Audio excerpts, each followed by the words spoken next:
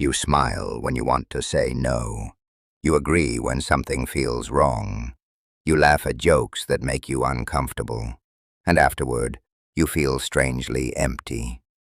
Not because you were kind, but because little by little, you traded your honesty for approval. Most people think being liked is a strength, but if your self-worth depends on other people's approval, you're giving away something far more valuable than popularity. You are giving away your freedom. The hidden cost of approval. Many people live with a quiet fear. The fear of disappointing others. The fear of being misunderstood. The fear that if they stop being agreeable, they will be rejected. So they become what everyone wants: reliable, pleasant, always available. From the outside, this looks like maturity, but inside, it feels like exhaustion. Because you are not being accepted for who you are. You are being rewarded for how well you perform. And eventually, you forget where your personality ends and your performance begins. Why people-pleasing feels safe. If love once felt conditional, you may have learned a dangerous rule. People will care about me if I make their lives easier. So you became highly sensitive to other people's moods. You avoided conflict. You anticipated what others wanted before they asked. This can look like emotional intelligence, but underneath it is a painful belief. My needs matter less than yours. Over time, that belief erodes your identity. The truth about confidence. Most people think confidence means being admired. It does not. The strongest people are not the most liked. They are the most grounded. They do not measure their worth by other people's reactions. They measure it by whether they remain true to themselves. Confidence is saying no without over-explaining. Confidence is allowing someone to misunderstand you without panicking. Confidence is trusting that your value does not shrink when someone is disappointed. Why approval-seeking makes you feel weak. When your decisions are based on approval, your brain learns that safety exists outside of you. Instead of asking, "What do I think?" you ask, "What will make them happy?" Instead of asking, "What do I need?" you ask, "How do I avoid upsetting anyone?" The more often you do this, the less connected you feel to yourself. And that disconnection feels like weakness, not because you lack ability, but because you no longer trust your own inner voice. 5 shifts that build real self-respect. 1.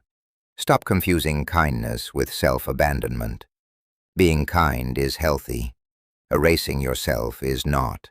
Ask, am I doing this because I want to, or because I'm afraid of what will happen if I don't? 2. Let people be disappointed. Disappointment is not proof that you did something wrong. It is a normal part of honest relationships. Your job is not to manage everyone's emotions. Your job is to be truthful and respectful. 3. Stop over-explaining. You do not need a long defense for every boundary. I can't make it tonight. That doesn't work for me. I need time to think. Simple statements carry quiet strength. 4. Accept that some people preferred the old you. When you stop pleasing everyone, some relationships will change. Certain people benefited from your lack of boundaries. When you become more honest, not everyone will welcome it. That is part of growth. 5. Build self-respect instead of popularity. Being liked feels good. Self-respect feels stable. One depends on others. The other depends on your relationship with yourself. Each time you act in alignment with what you truly feel, you build trust in yourself. And that trust becomes real confidence. What this looks like. A coworker asks for more when you are already overwhelmed. Instead of saying yes and resenting it, you say, "I can't take that on right now."